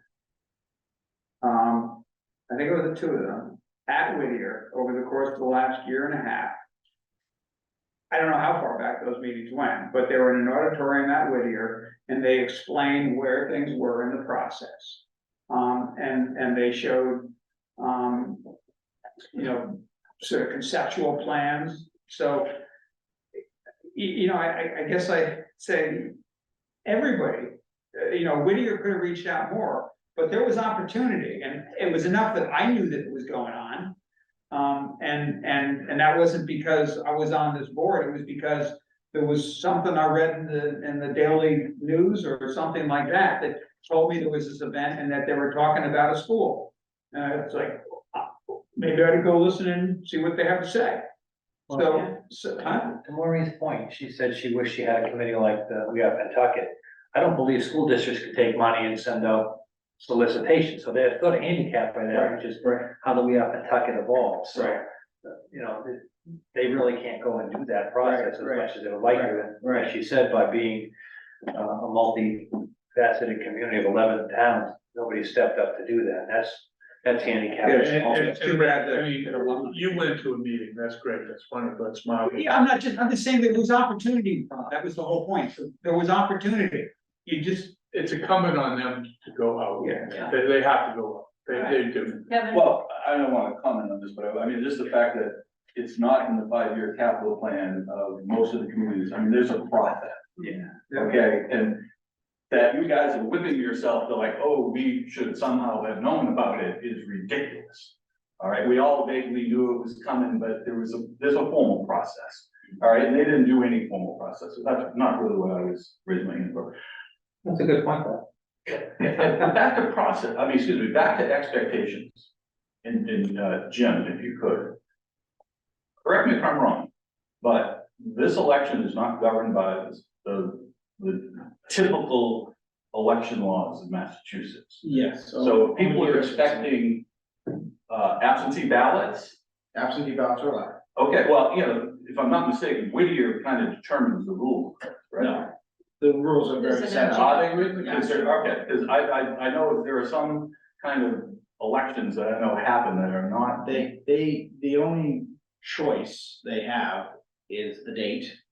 And determining how many precincts are in each town, essentially that you can vote in. But early voting? So because it's a different version of Mass General Law, early voting and vote by mail don't count. Absentee ballots are absolutely allowed. So vote by mail, all right, yeah, yeah, yeah. So I mean, I think people need to understand, you know, we've gotten into a new way of voting. And I think people might have some expectations that we're gonna be voting in those ways, and that when we're not. Yeah. And I think people need to. Unfortunately, that's a discussion for our state legislature. Well, Right. no, but right now, for this election. Yeah, perhaps. no, but just for this election, people need to understand that, you know, because again, I think, as you might have seen me, some people are a little annoyed by this process. And that's all we need to have is people not being able to vote the way they normally are used to voting. Yeah. The other thing that's important to understand is the 8-hour time window is also by statute. What 8 hours is the next option? It could be 8 AM to 4 PM, or they are choosing 11 to 7. But by statute, it's an 8-hour election. I asked him to verify that a couple of weeks ago. I heard it, but I wanted to see it in the statute. It's right there. They actually have an option. They could have done 4 hours. They could have said, Right. you But can vote no for more 4 than PM. 8 hours, yeah. So Well, we could have done like 9 PM to 5 AM. That would have been 2 days. We'd have done, and by the way, who's paying for this? So Whittier is actually paying for the election to be held. Yeah, yeah. So the costs are reimbursed to the, I mean, so you we're know, paying them upfront, but they're. To the point about Whittier not necessarily having resources to do outreach, I mean, you heard them, they got a PR person, obviously, to do press releases and social media. They're paying for, they've got resources. And they just, you know, really did, we saw what they did or did not do with their resources. So Kevin, starting in, early March 2019, there was this thing that happened. It was called a pandemic. early 20. No, yeah, 2020, whatever year that was. So in any event, it had a dramatic effect on their ability on their bandwidth and moving the communication. Most of the stuff they've been sending out is by email, that's still operating. Yeah, I don't think we want to go down that. Yeah, come on. I think there were some real issues with the process. Yes. Oh, I don't think it's down there. It's just, you know, it isn't as clear cut as people like to make it. That they had a stabilization thing in 16, and I mean, if we were at the town meeting for 5 straight years, putting $100,000 in that account, we would all be very damn aware of what's going on. But, you know, they didn't do that. You know, if they were running all these ads about just how great Whittier is, you thought that it was a Taj Mahal, and now we get a presentation that it's falling apart. You said you're gonna be nice. Yeah. You know, and again, I know. Okay, Kevin, you did. I was. Who started? Come on, you too. Rick made a comment. Need a referee. So, No, yes. so And at the end of the day, I'm with Scott, I'm with Chris here, you know? that's scary. It is. I'm not saying Ryan. He's figured it out. Would you stand up and identify yourself, please? I just have one question, just to clarify on this vote, it's a simple majority of all the towns combined. 50% plus one. 50% plus one. Yeah. We're all one town right now. Jim? To help the voters of West Newbury is one of our charters here to, will the select board have an opinion, and then the finance committee have an opinion, and then we publicize that to the voters, like we do for a warrant article. I wondered the same thing. I mean, and if there is no rules, is that something that would be wise for us to do? I You do know, think as two there's boards. a fair amount of education that needs to happen. Exactly. You know, I mean, like- Yeah, absolutely. I mean, I kind of think that would be really wise. In a short amount of time. In a short amount of time. I expected a bigger turnout tonight because of the. Yeah, I didn't have much. I agree. So people are oblivious to it still, even within our town. And So. So it almost go back to there Nathan's on. rationale, it almost makes sense to have some type of a rationale, you know, like I'm just. You can organize around. Pace, like you just got pace. Oh, that'd be selfish, actually. You know, I think I think it's incumbent upon us to do something like that. If we haven't, I think we should do it. All right, And then how do we get that word out though? that's the topic. And how do we get enough information to make an intelligent decision? Yeah, I think we need to game out what the communication process is gonna look like. It's not that simple. No. I have no I mean, doubt. it's kind of our goal, though. In a way, it's kind of our goal. that one pager available, the one with all the math on it, the one with all the costs per ton? It's on the. Yeah, sure, that doesn't explain It was actually in everything. the newspaper too. All right, doesn't explain everything. No, I'll download it if it's online. All right. Yeah, go to the open, Yeah. packet for tonight. Instead of the agenda, there was another. Yeah, go to the packet, Yeah, great, there's there's like 98 pages. Yeah, it's in here. Not somebody that's. But your work is one subject, and Yeah, you haven't even got to the second subject tonight. There's something else on It's, the. I think there was something on the agenda, I don't know, no? Just this, Kevin, there is a Excel spreadsheet that's the basis of this, that I sent to the board members, we can post that. Well, yeah. That's got kind of the debt service, but this has West Newbury's share, it also has the, what's the capital allocation based on this total student population, Right. not those in attendance, and that's based on the regional agreement, so this, shows the percentages, and at least of the capital cost allocation, and then it shows the West Newbury estimated impact, obviously that's based on certain assumptions on interest rate and so forth. Because we have about 6% of the student body, do we know what percent of the student enrolled that we're? Let's see, we have, About 14 out I of did 28. Oh, no, I take that back, we're a lot less than 6% here. yeah, we were, our current year operating assessment is based on the prior year enrollment, so it's actually as of October Like 1%. 2022. Yeah, we had 14 This is, students. this out of is, 1,200. this is more based on school age population, the Yes. idea being Yeah. that it doesn't matter how many you send there, it matters how large your educational. And that's a kids big are. disconnect that people have to understand. Yeah, It's yeah. not based on students there, it's based on within But, the potential. so there's stuff here in that packet, that Angus put together is, I think, fairly robust. So, but the way I would make my decision, it has nothing to do with what's being presented, it's all about how well they do arriving at what they want, and that I have, there's a curtain there, can't see behind it. So we could all make decisions, but how well informed they are is much different than what we went through the 2 times we did the high school from Nantucket, or, the middle high. And the first process, which was a no vote, was very open.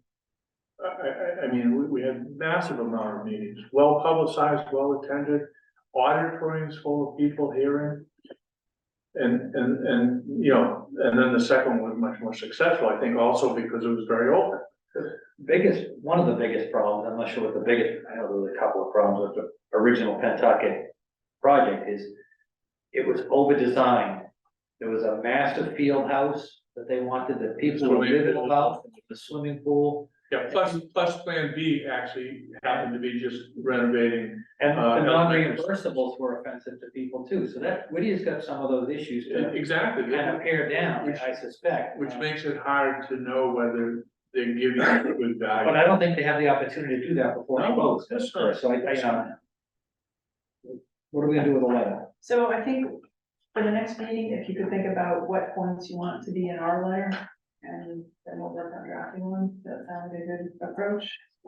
We as a group agree that the vote is acceptable the way it is, we're not gonna go down that path. I just wanna sort of mimic this letter and say, what do we agree and disagree with, and how? Yeah, I want a chance to look at it and see what I think we should incorporate and what we should go on our own. And I would ask the FinCom whether you present it to the select board or individually, you can send me your ideas, I'm happy to look at them, what your thoughts are on it too. What's the time frame? I mean, I think we should try to get something out next week. Yeah.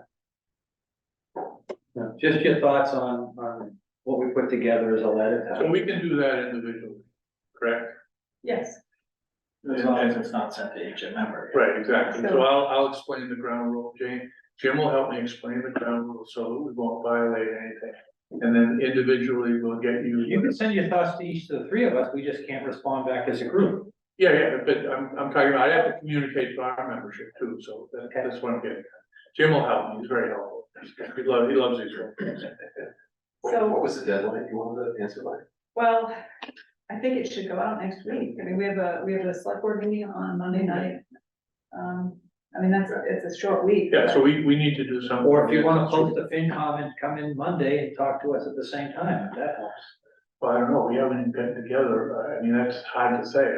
Post a meeting to get together. I would just caution Monday, we have, We have a lot. next Monday is not. the time. I'm thinking. Although, actually, we do have a different matter to the FinCom, we have the audit presentations week tonight. So you guys might all wanna be there for that Yeah. anyway, but I think having this that night, we've already got, Yeah. it's the tax rate setting, we've got. So how about this, I talked to the FinCom about how. Which presentation? Audit presentation and the, tax rate hearing. Okay. No, we've never had a light agenda. No. Not particularly. Today was a light one. This is gonna be what, 11:49? So, Rob, I would suggest, instead of sending it to the three of us. maybe Yeah. Send it to Angus and he can distribute. Yeah. Yeah, just, I don't, Yeah, I'm getting it to you is the easy part. All right. It's. Well, me you've got getting two out other there. members here too, who can also do the same, they understand their Well, presentation. So we have two members not here, so let me handle the you do it, FinCom first. yeah. Thank handle you, your part. thank you. All right. So is it possible that maybe somebody in the town clerk's office, once he's done with posters, could put together a PR? I mean, all the material is here, we just need somebody to assemble it On on the Whittier Building Project to, as part of educating the public. yeah. I mean, I think, what we need is something like that, more like high level, explaining the project, what the impact is. And how are we gonna, I know we have all the normal avenues of getting things to people and to the public and yet somehow frequently doesn't really seem to get through. How do we make sure that, because I think it's pretty important. How do we make sure that it gets people's eyeballs? I think if we send a letter to Dave Rogers or even a press release, we did that, not long ago, I don't know, 4 or 6 weeks ago. I can't remember what it was, but we sent an actual press release and he ran it almost exactly what we wrote. We don't do that very often. But when we do, they love it. They tend to take that. So I think that's, So what percentage of West Newbury residents look at the, I mean, It's not the only thing to do, it's not the only thing to do. You have email, you have Facebook, yeah, you've got other newspapers, I mean, yeah, those are. that's the problem with the process, Rick, it's getting jammed at the back end without enough time to really communicate. And I gotta tell you, I'm gonna be less informed about this than anything else we've taken up as a FinCom. But we can look at everything that's been presented, also still be wondering whether they did the best job they could have done. You can We didn't worry about the Emerald Ash Board. Yeah. Talk at people and see if you can. We still have opinions about the Emerald Ash Board. Is doing a mailing an option? Is that that's what I'm. the town manager, the select board budget, is there nothing we can do that? I think we could do a mailing if that Would was, that be effective? I'm not even sure how. I think that's the most effective. Yeah, I think we have to explain the voting. People don't get that, they're gonna. I agree with that. They're gonna read. Yeah, no, I think hard copy mailing is always your best option. Okay. All right, we have some work to do. Yay. I think, No Thanksgiving for you. It definitely has to be informative, not advocacy. provocative, yeah. Well, not even advocacy. A public Yes, entity. yes, right. Yeah. It can inform people. Right. But I'm gonna say, here's the Whittier building process, boom, here's the town share, election, hours, no, you gotta explain that to people, as Kevin said, are gonna be caught, but wait a minute, what happened? You wanna be very clear what the process is. Actually, got my first absentee ballot application today. Really? Yeah. Wow. It was a young girl who was in college. And Whittier red. I believe, and I'm very confident that's January 23rd is the date that's been put out there. That's not actually voted until the evening of December 13th. There's a school committee meeting that night where the Whittier School Committee is expected to vote that. And I asked Maureen on our call earlier today, is that January 23rd date, in play, and she said, no, that's the date, so. We have every confidence my point is you wouldn't do a mailing until that's officially set, which is until December 13th. Okay, so maybe that part is not as urgent, but I do think. So, and do you wanna just reply to your cohorts that we're gonna write our own letter, or? I mean, the letter came to the select board. So It did, yeah. Alright, so that's something that I can draft and reply to them. Sure. Alright, so I'll do that for Monday. Do you wanna look at it first? No? That's whatever you put down. Well, I mean, so it seems to me in general terms that, number one, we're not gonna sign a letter. We're gonna write our own letter. So, okay, that's fine, I can buy that. So, I don't think we have to give a big reply, we're not No, gonna, but yeah, I yeah. don't think we need to respond. I don't- Yeah, I mean, I'd be happy to send something just saying, and you can see in the correspondence, I've been Yeah. holding off the request saying my board's got time to consider it. Mhm. I would be very happy to close the loop and say, the select board's looking at writing its own letter. Okay, that'd be great. I just. But in the meantime, the remote meeting that, Mayor Reardon hosted last Wednesday, he was talking about wanting to set up weekly huddles among the town administrators, town managers and mayors in the region.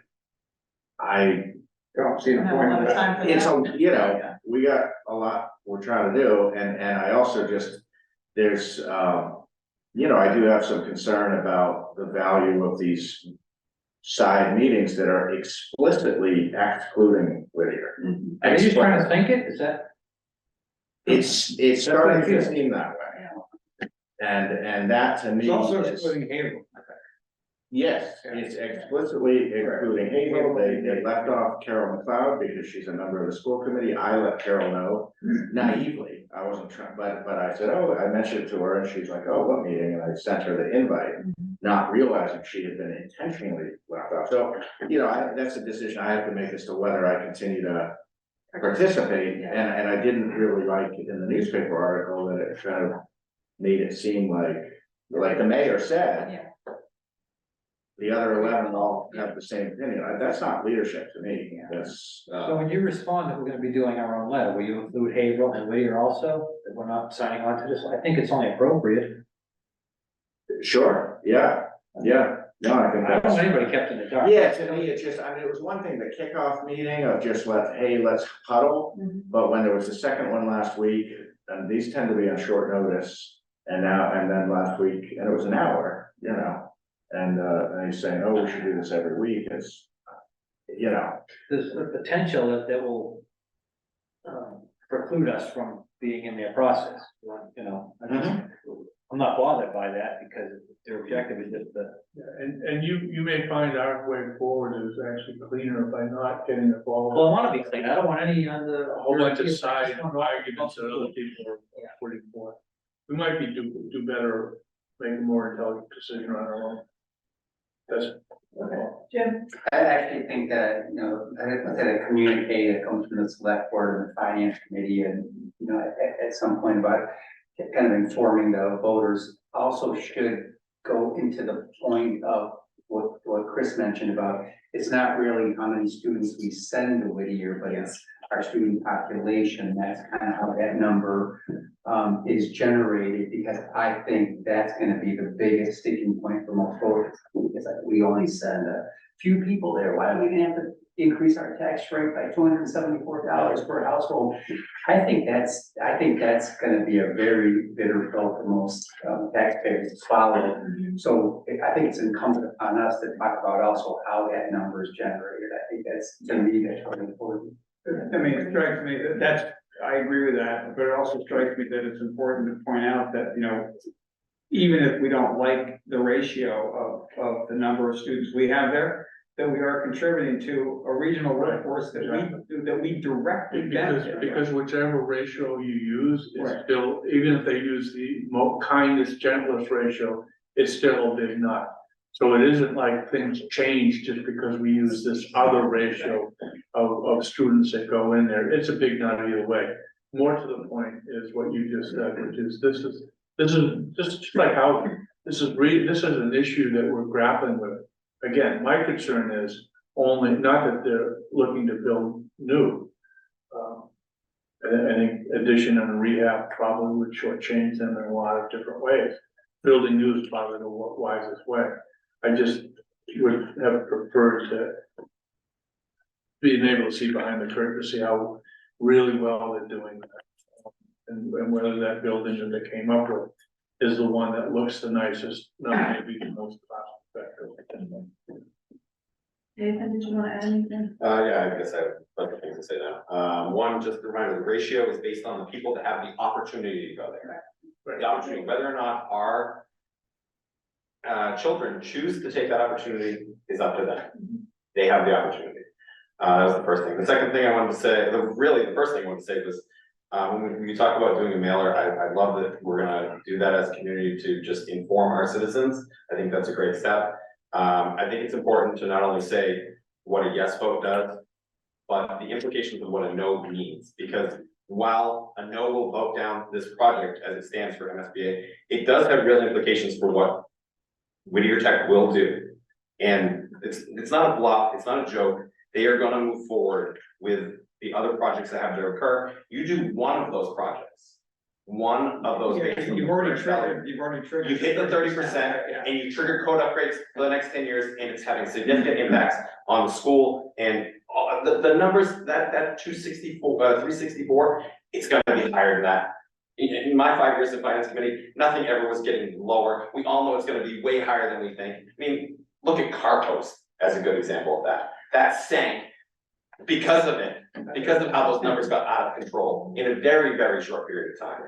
Okay. I forget the third thing I would say. Rob, what was the last thing you were just talking about? Behind the curtain. Oh, behind the curtain, what I can say is, I know that the public feeling generally is that Whittier Tech has not done a great job of community outreach and things like that. I get that, I see that, I respect that. However, what I'll say is that there have been opportunities, but the thing is that in a district like this, when you have meetings and you put up public notice that you can come to this school board meeting, you can come to this meeting that, like the one you talked about, Rick, that you've been to. I've been to some of those meetings because I know about it. I'm obviously seeing public notice as an employee, but I'm also seeing that notice goes out in public, and then there's a blurb on Facebook page like Amesbury Talks, which talks about it a lot more than it happens here in West Newbury. And they complain and they say, oh, well, that's just coming down the road. That's gonna be another thing to have to deal with. But certainly people in those communities knew that those things were happening and then didn't show up, because I've been to some of those meetings too. And a lot of times there's not many people there. And that's the nature of a district like this. Yeah. I recently got my hands on the regional agreement, read the whole thing from cover to cover, 8-page document. It was really an interesting read to see like how the whole process was started back in 1973. So there's some really interesting stuff in there. Yeah. But I will tell you, Penntech, for instance, invites in selectmen and FinComs to hear directly if it was there. So, fine, I'm glad you agreed that the process stopped. Sure, I remember I was. If I could comment about the regional benefit, I mean, obviously. All right, quickly, because There's the regional benefit, but Whittier is being used at night for, people that probably live here, but not the student body, not within the mission. And so there are entities that are, using our facility for free. Just wanted to point that out.